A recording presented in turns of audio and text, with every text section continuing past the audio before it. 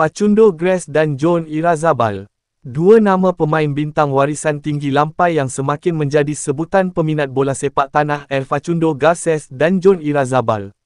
Kedua-duanya tampil seperti kereta kebal moden dalam benteng pertahanan Harimau Malaya.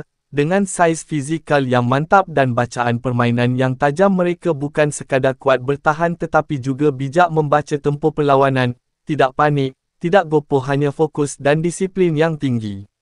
Apa yang menarik perhatian, mereka saling melengkapi antara satu sama lain. Bila seorang naik membantu serangan atau pressing tinggi, seorang lagi akan cover di belakang dengan tenang.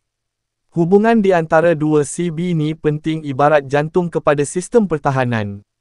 Chemistry mereka dah macam lama bermain bersama walaupun baru bergandingan. Ini yang kita nak tengok dalam skuad negara, komunikasi yang jelas dan saling percaya antara satu sama lain.